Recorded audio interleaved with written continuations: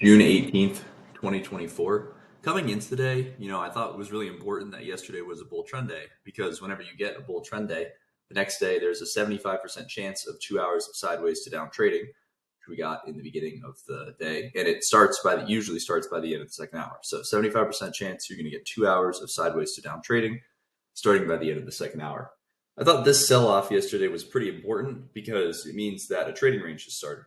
If you think about it, with how strong this was, what were the odds that this was going to just turn into a big bear trend day? They were pretty low, right? Because coming into the day, the prior day had so much bullish momentum that we probably weren't going to end up getting a bear trend today. However, the sell-off at yesterday's close was strong enough that we're probably going to end up going more sideways rather than straight up. So for me personally, I thought that the sell-off yesterday marked the start of a trading range, and we might stay within that range for a little while. I was not expecting the day to be as small as it was, but I thought it was reasonable to think that the bottom of the range, for general reference, was here, and the top of the range was up here to start the day. Bar one, a huge bull bar closing near its high. It's good for the bulls. It's a possible low of the day, but it's right in the middle of yesterday's range, so it's really not as good as it could be. I think that more likely we're going to end up going sideways here with how big the sell-off was yesterday.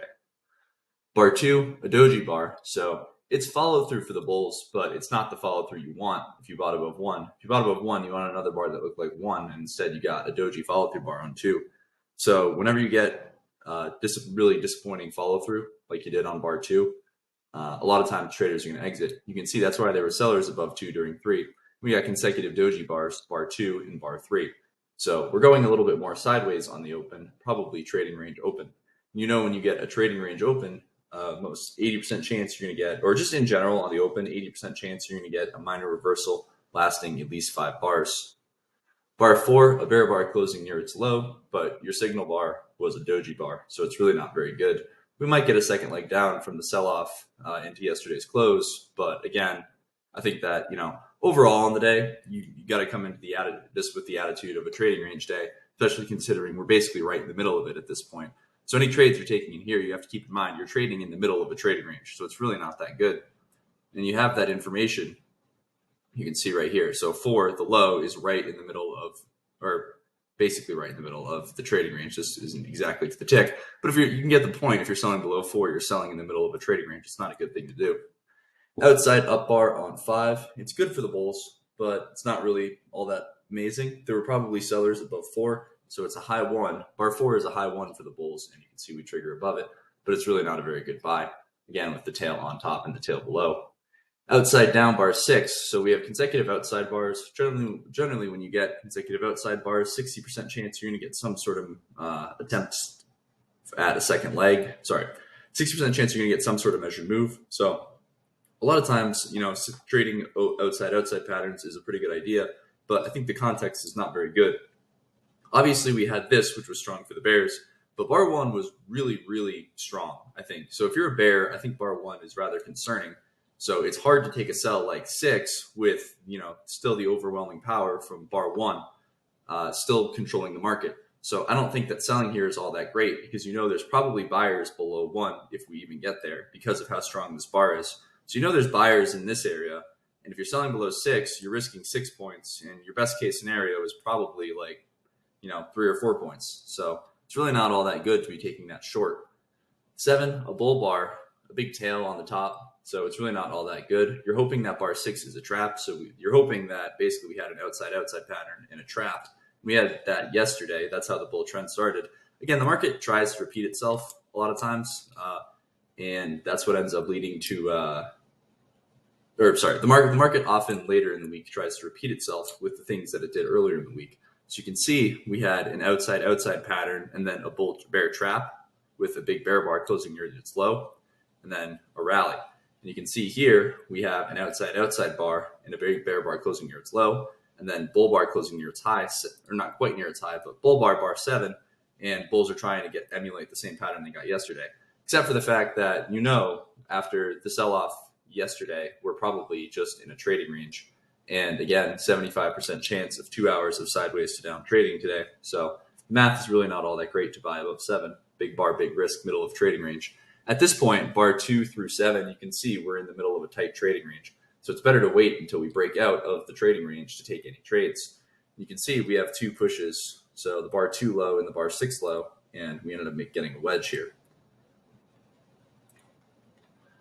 8, it's a bull bar, but a big tail on the top and a big tail on the bottom. It's an inside bar, a high 1 for the bulls. They're hoping that we start to get a breakout to the upside, but I think within this tight trading range, it's better to just stay out. It's reasonable to take certain trades like 10, but they're really risky because you're trading within a really tight trading range. It is on the open of the day, so it's a little bit more logical to trade in tight trading ranges when you're in the opening range, because the odds are you're going to get some sort of swing trade. So you can be a bit more aggressive earlier in the day, but once you start to get later in the day over here, you should really just not touch tight trading ranges because you're going to end up losing money. 9, bad follow through if you had bought above 8, but buying above 8 was not a very good trade to begin with. So you can see we traded back to the 8 high and found sellers. And then you get bar 10, a bear bar closing near its low.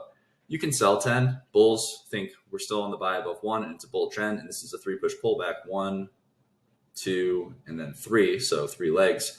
And they're hoping that we end up getting some sort of rally here and a failed breakout below 10. What do bears want? Well, bears see that 10 close below the moving average, which is rather important. And there's all sorts of things you could see, some sort of head and shoulders. You could argue the whole thing's a big triangle. You could say it's some sort of inverted head and shoulders, like 1, or but this high is higher than that, or you could just go 1, 2, 3 head and shoulders. Either way, regardless, it's mostly still a tight trading range. There's a lot of different ways to look at it, but 10 is a big bear bar closing near its low. And what is that bulls who are long are going to exit below bar 10. So it's reasonable to think we're going to get some sort of follow through. And we do get the follow through on 11, but there's a lot of problems with selling below 11. Mainly, I think that you have a wedge, right? So bar 2, bar 6, and bar 11. And seeing wedges when you get consecutive bear bars is really hard to do. It takes a long time to do that. Obviously, there's the obvious reason why traders would sell, right? Consecutive bear bars, big, closing near their lows. We're going to probably get a second leg sideways to down.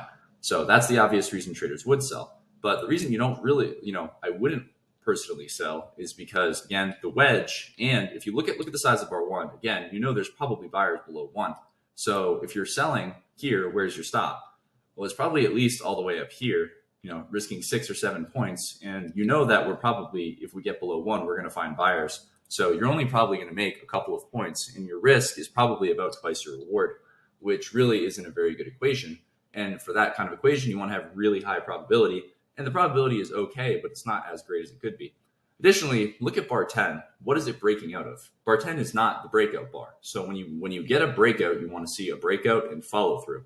Bar 10 is not a breakout bar. Bar 10 is more of like a signal bar. You could argue it's technically the entry bar for the sell below 9, but it's really more of a signal bar. And then 11 is the breakout bar.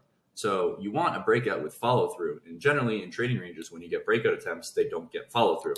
So if you're able to think about it that way, you look at bar 11 as the breakout bar, and you need bar 12 to be follow through. But again, it's a wedge.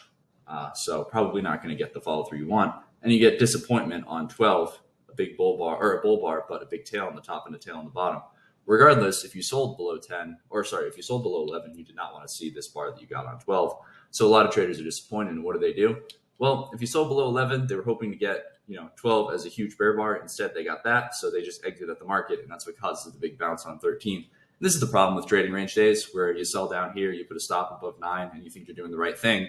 But the reality is there's more sellers up here than there are buyers. So, it's opposite day on trading range days. These are skunk stops. You probably want to have either an ultra wide stop and be scaling in more up here, or you got to just get out at the market in here, which is what's causing the bounce on 13. So like I'd say, you can have the wide stop. It gives you the time to make decisions, but the decisions are tough. Versus here, it gives you time, or you don't have as much time to make decisions, but the decisions are a little bit easier. 14, a bear bar, but a tail on the top. If you're buying, or if you're selling it, you're hoping 12, 13 is a bull trap, and now we're going to get a sell-off. So it's probably not super unreasonable to sell below 14, but it's just not a great trade. And you can see we got bear trap, but failed. And then now we have bull trap. So we'll see if it ends up failing. Good follow through for the bulls on 15. Consecutive bear bars closing near their lows.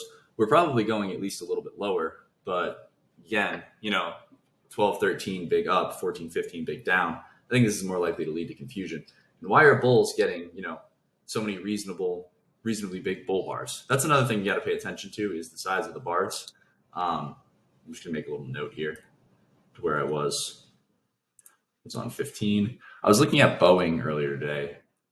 Sometimes if I'm bored, today wasn't an overly interesting day, but sometimes I'll go look at stocks. And I was looking, and you can see we had this really strong move, and we went back down to the new low. So the trend line, this is an important concept.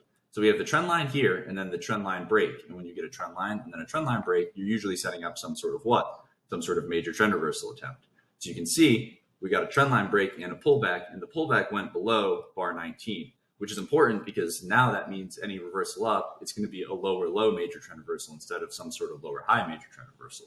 Why is that important? Well, a lower low major trend reversal usually has to get a higher low before it can fully reverse. And this channel down is really tight, and it's 7, 8 bear bars, bear closes in a row. So the first reversal up might end up being minor.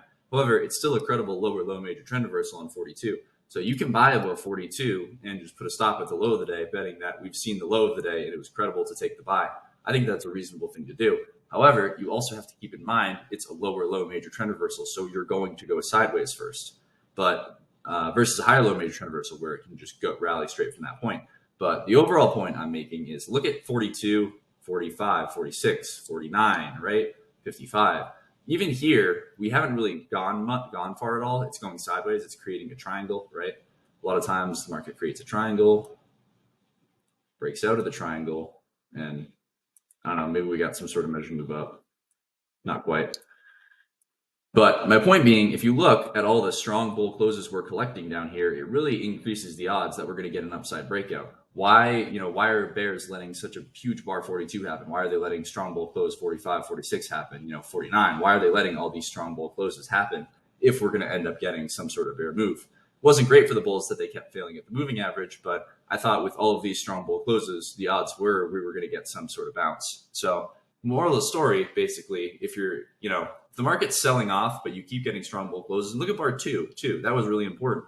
The fact that bar 2 was huge and closed on its high and those traders never got out, it increased the odds that we were going to have to get back to maybe the 2 high or a measured move between the two, which you can see if you bought above 2 and you added above 42, it reached your entry price or your midpoint price, which is really important. The market does that about 80% of the time. It allows traders out without a loss. So anyways, if you're selling off and getting a lot of good bull closes while you're selling off, there's something wrong with the sell-off and you might be getting a reversal up. 16, it's follow through for the bears, but it's really not very good. You can see it's just basically a doji bar. And while it is follow through, again, it's not the follow through you want. If you sold below 15, you were hoping for a huge bear bar closing near its low. Follow through on 17, but again, it's really not what you wanted to see. There's a big tail on the top. It's really less than excellent. And then 18, more follow through, but again, these are better bars to sell above than below.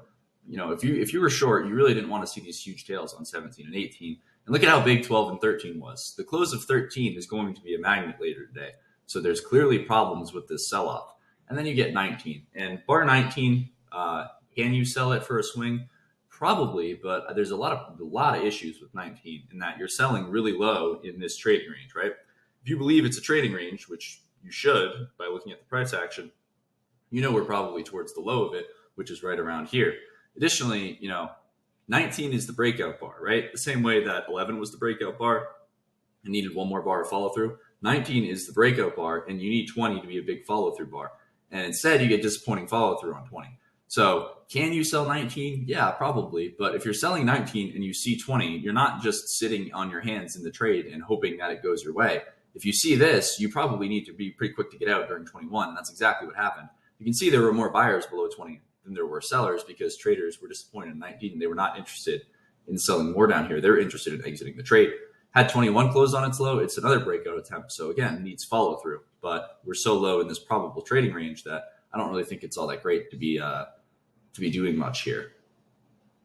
Besides, I guess you could buy below 20, but that's just not my type of trade.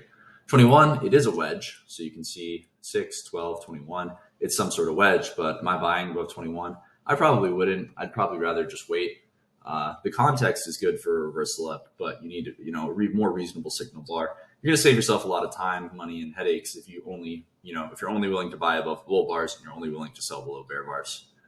22, follow through for the bulls, but it's really, again, not very good. It's more of a bear reversal bar, if anything. But again, you're very low in this trading range. You know there's probably going to be buyers below 22 if we do trade below it. 23, follow through for the bulls. It's a good looking bull bar closing near its high. You can see bulls, they keep trying to buy below bars. They tried to buy below 22 but never got filled. They're trying to buy below 23 and they never get filled. So it shows some urgency on the bull side that we can't really trade below anything because the bulls are too eager to buy it.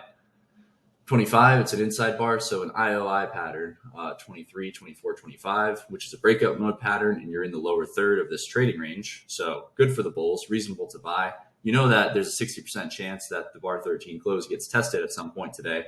So it's reasonable to take the buy above 25, hoping that today this is when that is going to happen. In general, in trading ranges, the trades that you assume are 60% end up being more like 50%, and the trades you assume are 40% also end up being more like 50%. So the lower probability stuff that seems a bit sketchy in trends is a little bit better in trading ranges, like buying above 25. Follow through 26, closing above the moving average. Important for the bulls that we did get the close above the moving average, increases the odds of us going a bit higher at least. More follow through for the bulls, 27. Consecutive bull bars closing near their highs. We're probably, again, at least going a little bit higher. I think the 13 close is the magnet. We also got a failed breakout below the 18 bar range and a reversal up, so it's possible we trade above the day's high.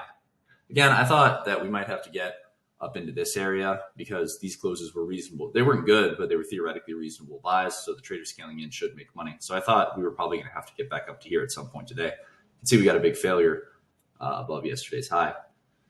28, more follow through for the bulls, but the bars are getting smaller, not bigger. If you're buying, up here, you want to see bigger and better follow through bars as we get a vacuum test of the 13 close. Instead, 28 is a small bar, so something's wrong with it. It's not quite getting the type of movement you want it to. You can see you get an outside down bar on 29, disappointing, but reasonable to be long, or reasonable to exit longs, I suppose. After 4 straight bull bars, you're probably though going to get a second leg up. 30, an outside bar again, so an outside pattern, 29, 30, and then consecutive bull bars, 31. So it's by the close up here, but you're buying really high in what's probably a trading range day. But the thing is, a really good pair of bull bars, 30, 31. Is going to get tested later on today, right? So it's a trading range day, and on trading range days, these kind of magnets always get tested. So it'd be really unusual for us to just sell off and never come back up to this area. So this kind of the problem with exiting down here is that we're probably coming back up here. 32, a bull bar, but tail on the top, tail on the bottom, possibly a parabolic wedge. You can see 1, 2, 3. So 1, 2, 3, possible parabolic wedge. And then you get a really huge disappointing bar, 33. Sometimes you get a bear bar like 33 and the market will just reverse right back up and at least test back to the 32 close. Another important thing, the bulls who bought below 32 did a really reasonable thing. Maybe it wasn't great because of how high up in the trading range you were, but it was definitely not unreasonable to buy below 32. So those traders are going to be scaling in 33, 34, whatever, and expect that we're going to get back to the bar 32 low. 34, follow through for the bears. Consecutive bear bars closing near their lows. We're probably going at least a little bit lower. And then you get disappointment, 35, a bull bar. It's a high one for the bulls, but after 33 and 34, that kind of invalidated the bulls' argument. Bulls should not have allowed consecutive bear bars closing near their lows if we were going to end up getting a rally. And you can see the high one on 35, probably more buyers below, but probably sellers above.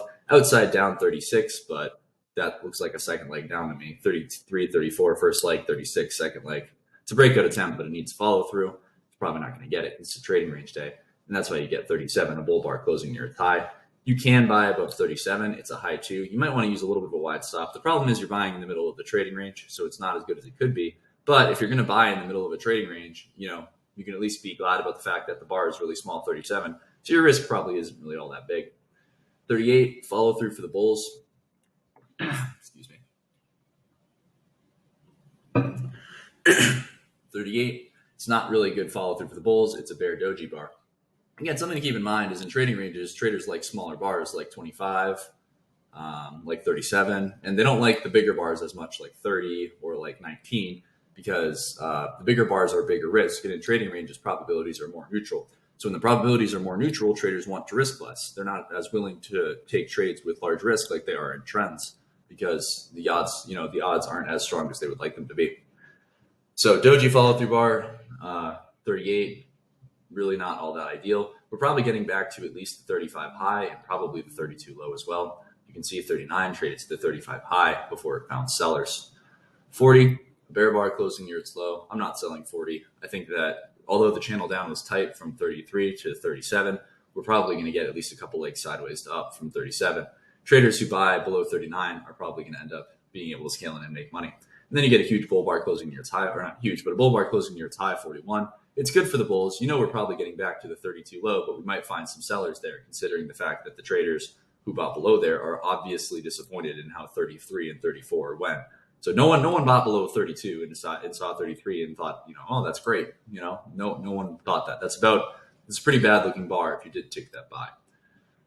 42, follow through for the bulls, but you can see we got back to that 32 low, and there's probably going to be some sellers there. Bears know that bulls will be selling there, so a lot of, this is the kind of trade I've heard Al talk about this kind of trade a lot in, when I was doing the trading room all the time. But he likes to do stuff like this and just put a limit order to sell a tick below a bar like 32 after such disappointing follow through, knowing that the bulls will be exiting, and then he'll probably, make 2 or 3 points. I suppose 2 points is probably more reasonable on a day like today. But basically get in the trade here, probably get out somewhere down here. If you're fast and you're good at managing trades, you can do that. But you can see traders exited, and that's what caused 43 to become so big. But the bears who were selling started buying back shorts down here, and bulls are willing to buy below 42, considering it was consecutive bull bars. It's not really a very good sell below 42. You could argue it's a wedge, 37, 39, 42, but no one wants to sell below a bull bar. So although the bulls were selling out here, a lot of limit order bulls are going to be stepping in back over here, betting that we're going to get at least a second leg up. 44, a bull bar closing near its high. It's good for the bulls. We're probably going at least a little bit higher, but just looks mostly like a tight trading range. Again, when the daily range is this small, a lot of times it will double. So I wouldn't be all that worried about trying to get in as quickly as possible on the first move. I would rather just wait for the breakout and see what it looks like and see if it fails. 45, a doji bar, bad follow through. But you can see we never even triggered the high one, or we never even triggered above 44. 46, a bull bar closing near its high. So good for the bulls, but this has not been a very good rally. This just looks like a leg in a trading range to me. 46 is a bull bar closing near its high, and yeah, you can probably buy it, but there's so much overlap with this rally. It's really just not that great to be taking any trades here. And you can see 47 follow through for the bulls, but a big tail on the top and a big tail on the bottom, so not as good as it could be. Bulls are trying to get a breakout of the the bar 3 high in the high of the day, and probably ultimately the all-time high. Today's high was an important area to break out of, but I thought more important was the top of the trading range, which was yesterday's high, which was also the all-time high. So as important as, today's high is always important, but I thought, this was going to end up being the magnet. And then 48, an inside bar. So we have an IOI again, inside bar 46, outside bar 47, inside bar 48. Probably not really worth buying above the doji bar. Again, this needs to get stronger. This looks like a bear flag to me. It's a tight channel up, but we're probably not going to go too much higher without the breakout getting a lot stronger. 49, you can see we tried to trade below 48. Bulls wanted to buy below 48, but never got filled. 50, you can see we triggered above the day's high, but sold off and pulled back before trying again.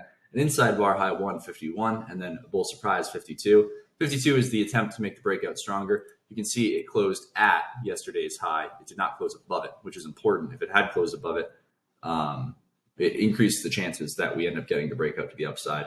53, a bear bar closing near its low. It's a big wedge. You could argue 16, 32, 53, and maybe a wedge within here, some sort of wedge channel. But really, if this is a channel, which it is, it's a bull channel. 52 is a breakout attempt above the channel, and 53 is a bear bar closing near its low. Failed breakout above the channel. I think it's pretty reasonable to sell 53, expecting at least 2 legs sideways to down. It's probably a trading range day. It's easy to get hypnotized by the move up in that it was a bull move and it was a reasonably tight channel, but it's still a trading range. It's not really a bull trend. So if you trade on Thinkorswim, you can type in -/ES. It'll show the inverse chart. So if you weren't willing to sell below 53 on the other chart, you look at it on this and you think, oh, well, maybe I would buy that. It's a pretty useful tool to go back and forth with. So anyways, you can sell 53 looking for 2 legs sideways to down. Makes sense. You get follow through 54 and then a huge bar 55. A lot of times, traders, they'll sell 53 or 54 knowing they have quote unquote protection in the fact that we're most likely getting a second leg down from that pair of bars. But sorry, I lost my train of thought. But 51, 52 should get at least a small second leg up. So I'm not sure how much more to the downside we're going to go. And then you get a huge surprise 55. And if you're trading, a day like this where it's been a trading range all day, you're taking trades like 53, probably looking for a scalp, and then you just get an absolute gift like 55 with how fast down it moved. A lot of traders are just going to take their profits. And that's exactly what happened. And that's why we got the big tail on 55. Traders just taking profits. We're still going to get a second leg down from 53, 54, and 55, but I would just get out. This is really extreme, and you just got basically handed a pile of money. So learn how to take it. 56, a bull bar, closing somewhat near its high, but right on the moving average. Makes more sense to just wait. At this point, I'm starting to hesitate with wanting to take any more trades today. This seems like, when you get this big bar, to me, it's going to be sideways for the next 15 bars at least. And by that time, I'm not even sure I want to be trading bar, 69, 70, 71, that general area. So, to me, a lot of times 55, when it does something like this in the middle or the later half of the day, it's probably just going to be the end of the day for me. 57, a bear bar closing near its low. It's a low one short after this move, but I'm not selling the low one. It's a trading range. You're selling a low one in the middle of the trading range. I would rather wait. Follow through 58, but a tail, and more follow through 59, but again, a tail on the top and the bottom, and outside up 60. But you know that this is strong enough to get a second leg sideways to down. So not all that ideal. 61, follow through for the bulls. But again, this is just sideways. Bears might argue that it's one and then pull back and then two. So it's a two-legged correction. So the sell below 61, but it's not good. It's a bull bar. There's going to be buyers below. Probably sellers above 62 though, so a lot of problems there. And then consecutive doji bar 63, 64. Again, this is just a tight trading range. This whole area is a tight trading range. You can see 66 attempting to break out above this piece of the tight trading range. Didn't break out above the high. You do not want to buy 66. I get that we might have to go back up here, but if you're buying 66, what are the odds you're going to get another follow through bar? They're not very good. Again, this is the breakout bar, and you want to get a follow through bar in trading ranges. Trading ranges are constantly making breakout bars fail. 66 breakout above this, it fails. 19 breakout, it fails. 11 breakout, it fails. So a lot of times the breakout bars end up failing within trading ranges. Outside down, 67, but a big tail on the top, or sorry, not tail on the top. Small tail on the bottom, but really a good looking bar for the bears, except for the fact that 66 was such a big bull bar. We're probably going to get back here. It's a trading range day, so expect magnets to get tested, even all the way probably back up to the 52 close, or at least the midpoint between the 52 close and some other bull bar closing near its high. Disappointing follow through 68, a doji bar. Bears buyback shorts causing 69. You can see we pretty much rallied for them towards into the close and up here, but I'm not buying any. I'm not buying 73 after a doji bar. I would rather just wait. At this, honestly, towards this point, it'd just be done for the day. It's probably not really much money to make at all. So really not that good. For stop orders today, tricky a lot of the day, but I thought that 10 was fine, but you have to be quick. I would not sell 11 for the reasons I specified. 25 makes sense. 30, it's by the close, 27, 28, not great because trading range. 30 is reasonable, I think. 37 is reasonable. You can buy 41, but kind of hard to do. And again, you could buy this, but I would let this go and see if it gets stronger. 53 is the best trade of the day, but you got to find a way to get out as 55 is forming. I would not do anything in here.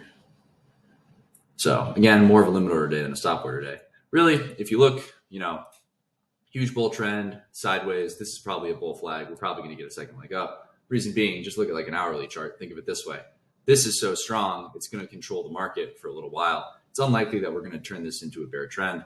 So again, most likely, I think that this is a leg one and we're getting a pullback and maybe we'll get some kind of leg two.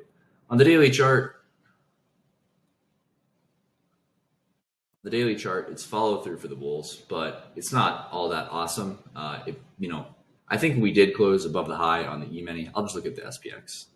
Makes more sense. We did close pretty strong here, but again, we're not closing above this high. It's not really a very big and impressive bar either, but it's still consecutive bull bars. We're still always long. We're still probably going at least a little bit higher.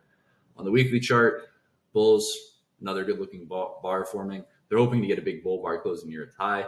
and just continue to rally. Again, it was pretty unlikely that this was going to lead to a bull trend, but it's starting to look that way, especially if this day can, or this week can close on its high. In the monthly chart, you can see the bulls are trying their best to completely undo this bear bar here, and they're trying to keep this gap open, and it looks like they're doing a pretty good job so far. So we'll see what this month closes like, but you can see we have an open gap here for the bulls, which means trap bears, and they're hoping to push the market higher, maybe up to 6,000. This is part of the reason why the Fed keeps saying they're going to cut rates this year. I just don't see how they can do that. I don't pay a ton of attention to the economy and economic data and stuff because I day trade, so it doesn't really matter to me what reports are coming out. I'm focused on the candlesticks, but I just know that it's a stimulant for the stock market when the Fed cuts rates, and I don't really see how the Fed can cut rates when the stock market is already this stimulated. It just doesn't make sense to basically pump the market up even more. So I don't understand. I think they're lying because they do keep saying earlier this year they kept, this is the review for the day is over. This is just a tirade, by the way. So there's no information coming past this rant. But anyways, they said earlier this year they were looking to cut rates, and I think they even said last year they were hoping to cut rates this year. And I just kind of kept wondering, I don't really see how they can do that with the state of the stock market. And they just keep pushing it off and saying, well, we're going to do it, but we're going to do it later. We're still going to do it, but we're going to do it a little bit later. And then they just keep, they just continue to hold rates steady. So I don't really see how they can cut rates when the stock market is at an all-time high, I guess would be my point.